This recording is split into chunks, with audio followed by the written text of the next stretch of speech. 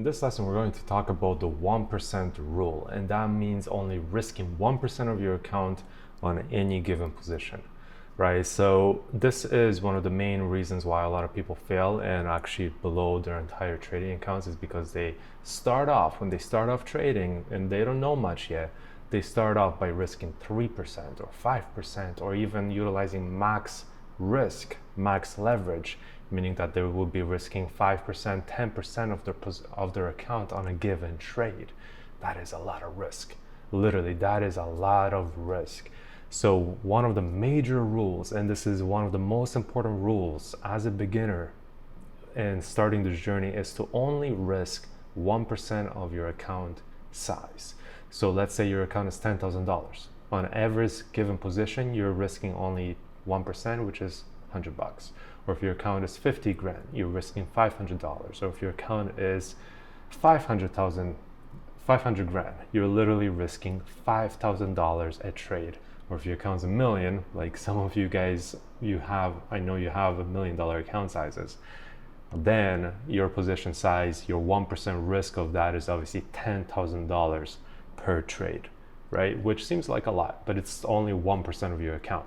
And again, bring them back down to a small account size, $10,000, only $100 risk. So that is extremely, extremely, extremely important, is to only risk 1% of your account size. Let me show you what that looks like. So risking 1%, what I mean by that is from the entry point to the stop loss, that is 1% risk. So when we look at the chart here, specifically if you focus on the 5-minute time frame, because this is where the position sizing is. So let's say we enter this position at 1.88517, right? And we want our stop loss to be 45 pips. So 1% of our account, let's say our account is $10,000. So if price continues to go up and hits our stop loss, we get out of the position for a $100 loss, 1% loss, right? That's it. It's just you position size your entry properly so that you're only risking 1% of your account on a given setup.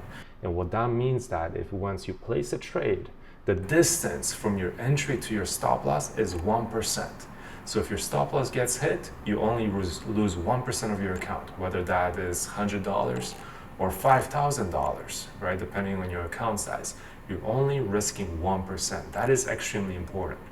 Now, when we look at the same example, obviously this is a 2-to-1 reward risk ratio, right? So risk is 1%, or let's say $100, right, on a $10,000 account. Our reward is 2%. So we risk $100 to make $200 in this example, right? That is a 2-to-1 reward risk ratio. Now there's going to be many trades that we take where they're a 3-to-1 reward risk ratio or a 5-to-1 reward risk ratio, meaning that you risk $100 to make $500 and so on, right? So with that said, that is one of the most important things that you can do as a trader. Specifically when you're starting off and you're still learning and you're not consistent, the one most important thing is only risk 1% of your account size. I can't stress that enough. Now, there's a time when you'll be able to increase your risk, such as risk 2% of your account size. That will be the next step, not 5, not 10. If you're increasing risk, that means you're risking 2% of your account size now.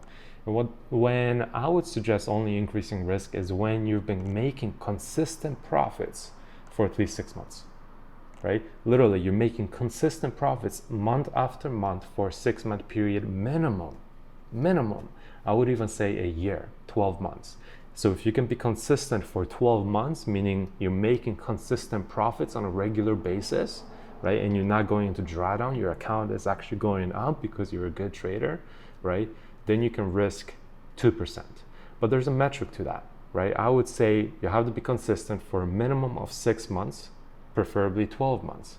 At a good average return, let's say 5% average per month, right? So if you're making a 5% average per month for a 6-month period, right, then obviously that is one criteria that you can potentially increase your risk to 2%. I would even go further than that, right? Metric number 2, criteria number 2 would, as an example, be you want to have an average of roughly 1.5 to 1 or 2 2-to-1 reward risk ratio, meaning that on average, based on all the trades that you have taken, on average, your reward risk ratio is around that 2-to-1 mark, right? 2% reward, 1% risk on average, based on all the positions that you have taken during that 6-month or that 12-month period.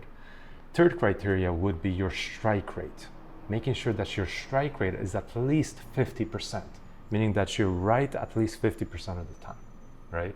So if those 3 criteria are met, meaning that you've been consistent for at least 6 months, preferably 12, number 1. Number 2, your average reward risk ratio is around 2%. That's criteria number 2. Criteria number 3 is achieving a strike rate of at least 50%, preferably about 55-60%, meaning that you're right about 60% of the time. If you can meet those 3 criteria of over a 6-month period at minimum, right, then that is when you can up your risk to 2%, but not before that. Before that, you're still learning, you can get better. So it's better to become a professional risk manager and only risk 1% of your account size. Later in one of the lessons, we're going to talk about position sizing. So I'll talk a little bit more about how to actually size your position so you're only risking 1%. But in this lesson, I just mainly wanted to stress how important it is for you to only risk 1% of your account size. And I wanted to give you those metrics so that you know once you're consistent, right, and you're getting good returns, eventually you can up your risk to 2%, right, but not before. So that's it for this lesson. I'll see you in the next one.